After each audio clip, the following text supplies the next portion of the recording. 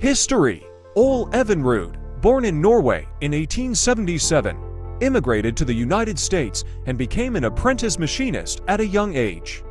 In 1907, he invented the first practical and reliable outboard motor, inspired by the need to get ice cream for his girlfriend on a hot day, which led to the founding of Evinrude Motor Company in Milwaukee.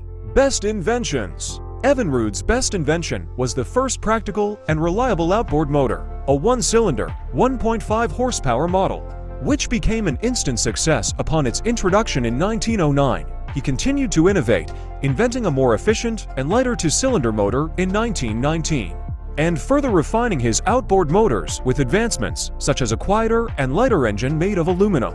Recent developments: in recent years, Evinrude Outboard Motors has continued to innovate with advancements such as the Evinrude E-TEC quiet signature sound and the production of modern motors in Sturtevant, Wisconsin. The company's legacy has endured, with Outboard Marine Corporation, the successor to Evinrude's companies, having revenues of over $1 billion in 1995. Current status: Evinrude Outboard Motors, now owned by Bombardier, Inc., continues to manufacture and sell its popular outboard motors, which are used by recreational boaters, fishermen, and the U.S. military since World War II.